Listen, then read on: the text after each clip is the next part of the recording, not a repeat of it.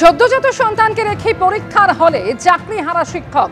আশুতোষ কলেজে পরীক্ষা চাকরি হারা শিক্ষক রতিশা ঘোষের নবম দশম এবং একাদশ দ্বাদশ দুদশাতেই পরীক্ষা। 7ই সেপ্টেম্বর নবম দশমের পরীক্ষার সময় অন্তঃসত্ত্বা ছিলেন।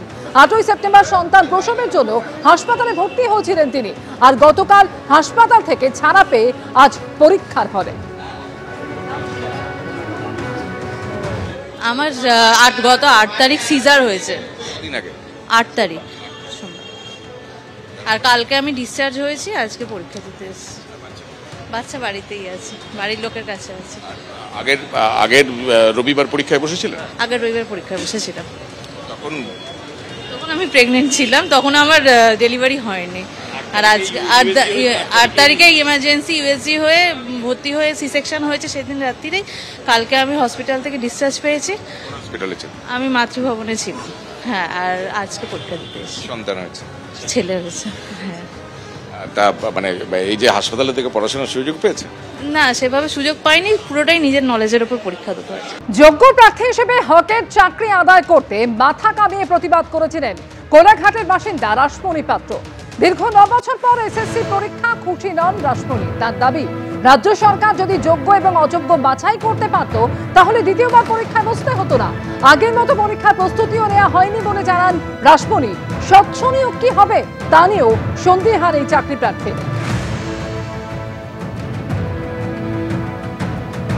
আমরা এই সরকার এবং এই কমিশনের উপর কোনো আস্থা আমাদের আর নেই, একেবারেই নেই। দীর্ঘ আন্দোলনে আপনাদের তার জেরেও আজকে আপনাদের পরীক্ষার প্রস্তুতি কেমন নিয়েছেন? দেখুন, আগের মতো সেই 10 বছর আগের মতো প্রস্তুতি নেওয়া কোনো মতেই সম্ভব নয়, কারোর পক্ষেই সম্ভব নয়। পরিস্থিতি পাল্টেছে, বয়স বেড়েছে এবং পারিবারিক সাংসারিক জীবন, বাচ্চা, সংসার নিয়ে প্রত্যেকের কথাই বলছি। আগের মতো পরীক্ষা দেওয়া বা আগের মতো র্যাঙ্ক করা, সেই রকম প্রিপারেশন নিয়ে কারোর পক্ষে সম্ভব নয়। কিন্তু আজকে বাধ্য করেছে রাজ্য সরকার, বাধ্য করেছে এই কমিশন, তাই জন্য আজকে পরীক্ষায় বসা। আজকে আমাদের কোনো রকম সুযোগ সুবিধা দেওয়া হলো না, ফ্রেশার হিসাবে পরীক্ষায় বসতে হচ্ছে। এটা খুবই লজ্জাজনক, খুবই দুঃখের, খুবই যন্ত্রণার। আজকে অনেক বুকে ব্যথা নিয়ে, কষ্ট নিয়ে দিন রাত এক করে আবার পরীক্ষা রাত দিন এক করে সংসার সামলে, বাচ্চা সামলে, সব কিছু সামলে যতটুকু সময় পেয়েছি পড়াশুনো করে এই সেন্টারে এসেছি চাকরিটা পাবো বলে। যে চাকরিটা 10 বছর আগে চুরি করে নেওয়া হয়েছিল টাকার বিনিময়ে, সেই চাকরিটা আমাদের চাকরিটা ফিরিয়ে দিন। সুবল সোরেনের পর আরো এক চাকরি প্রার্থীর মৃত্যু হলো। আপনাদের জানাবো আরো বিস্তারিত এই ঘটনা প্রসঙ্গে। সুবল সোরেনের পর মৃত্যু হলো সন্তোষ কুমার মণ্ডলের। ফের চাকরিহারা শিক্ষকের মৃত্যু। এসএসসি পরীক্ষায় আর তার বসা হলো না। আগের রাতেই মৃত্যু হয় চাকরিহারা ওই শিক্ষকের। অসুস্থতা নিয়ে হাওড়ার নারায়ণা হাসপাতালে তিনি চিকিৎসাধীন ছিলেন। আর কি জানা যাচ্ছে পরিবারের তরফ থেকে, ঠিক কি দাবি করা হচ্ছে, জানাবেন আমাদের প্রতিনিধি বিটান চক্রবর্তী। বিটান। দেখো বাপি, এই যে শিক্ষক যার নাম হচ্ছে সন্তোষ কুমার মণ্ডল, তিনি হচ্ছে পাঁশকুড়া এলাকা যে কেসাপাড় রয়েছে সেখানকার একটি স্কুলে তিনি শিক্ষক ছিলেন এবং সম্প্রতি যে সুপ্রিম কোর্টের নির্দেশে চাকরিচ্যুত হয় তিনি তার মধ্যে ছিলেন। কিন্তু তার পরিবারের যেটা দাবি যে এই চাকরি চলে যাওয়ার পর তিনি মানসিক অবসাদে ভুগছিলেন এবং দীর্ঘদিন ধরে তিনি কিন্তু মানসিক খাওয়া দাওয়া ঠিকঠাক করে করছিলেন না এবং দিনাতিপাত করে তিনি কিন্তু শুধুমাত্র এসএসসি পরীক্ষা যে দুটো রয়েছে সেই দুটো পরীক্ষা দেওয়ার জন্য তিনি প্রস্তুতিও সারছিলেন। গত রবিবার দিন তিনি একই রকম ভাবে পরীক্ষা দিয়েছিলেন এবং হঠাৎই তিনি বৃহস্পতিবার দিন সেখানে তিনি অসুস্থ হয়ে পড়েন। তাকে স্থানীয় একটি নার্সিংহোমে সেখানে নিয়ে যাওয়া হয়, কিন্তু অবস্থা অবনতি হওয়ার জন্য তাকে হাওড়ার একটি বেসরকারি হাসপাতালে সেখানে ভর্তি করানো হয় এবং সেখানে যেটা পরিবার দাবি করছেন যে সেখানে ডাক্তাররা যখন তার পেটে অস্ত্রোপচার করার জন্য অপারেশন থিয়েটার নিয়ে গেছিল সেখানেও পর্যন্ত তিনি ডাক্তারবাবুদেরকে বলেন যে এখনই অপারেশন করবেন না, কেননা রবিবার দিন অর্থাৎ আজকে তার পরীক্ষা রয়েছে।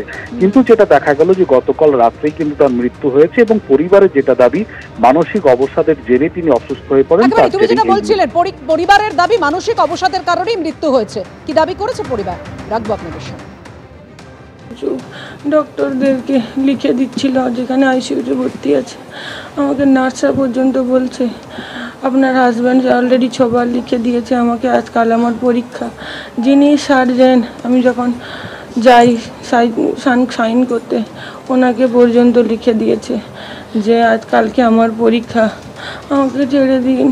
সার্জেন বলছে ছেড়ে দেবো, কিন্তু ওটা তো সম্ভব নয়। মমতা ব্যানার্জি যদি আমাদের সঙ্গে এটা না করতো, আমার হাজবেন্ডরা ঠিক থাকতো। আমরা কেন শাস্তি পেলাম?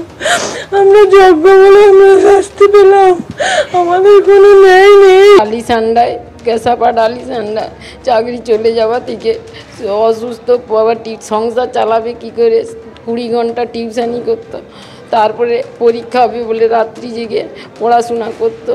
তার এই করে শরীরটা খুব খারাপ হয়ে যায়, কিছু খেতে পারতো না, পেটে যন্ত্রণা হতো।